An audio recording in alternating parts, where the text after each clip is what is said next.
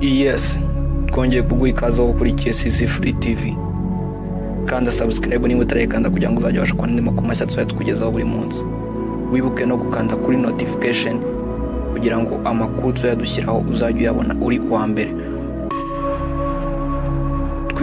Kuri no munsi rero tugiye kugaruka ku bukwe bw'icyamamare Rocky Kirabiranya. Uyu musore yari amaze iminsi avuga ko nta bukwe azakora, ariko finali byarangiye akoze igikwe.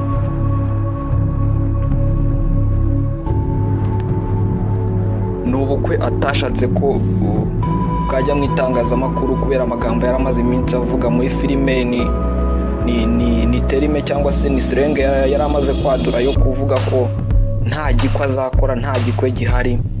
Ibyo rero bikaba byaratumye ubukwe bwe abugira ibanga, abukora mu ibanga rikomeye cyane. Ubukwe bwe rero bukaba bwaratashywe na bamwe mu nshuti ze, bamwe bita abapampe, bamwe bamuhora iruhande. Muri abo ngabo rero harimo uwitwa Kadafi Pro, uyu muramuzi, ni umwe wita umukamezi wakamejeje. Hakabamo Arafat Kaboy, nawe muramuzi, Roka akunda kumuvuga cyane muri filime.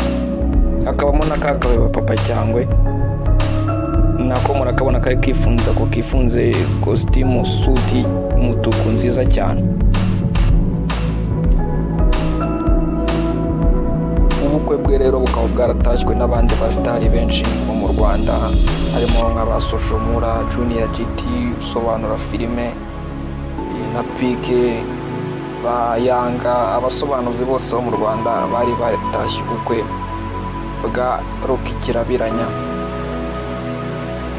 Agashya kaje kuba kaba muri ubu bukwe rero ni umusobanuzi Pike. Murabizi ko yari amaze iminsi atavuga rumwe na Rocky Kirabiranya, aho bapfa kuko Pike yabasebeje akavuga ukuntu nta imodoka bagendamo ari izo batira,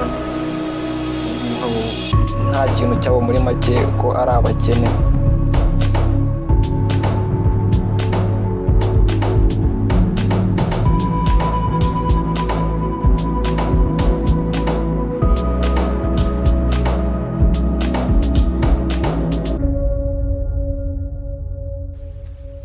Uyu mukobwa Rocky Kirabiranya yasabye rero, akaba ari umukobwa bari bamaze igihe bakundana, urukundo rw'ibanga batashakaga ko byajya mu itangazamakuru. Ni umukobwa uvuka Nyamata. Uyu nguyu rero ni umukobwa baje kuba bakundanira ku ishuri. Nkwibutsa wowe utarakanda subscribe, iki nicyo gihe ngo banze uyikande kugira ngo uzajye ubona andi makuru mashya y'entertainment y'abasitari bo mu Rwanda. This is CC Free TV. Ciao.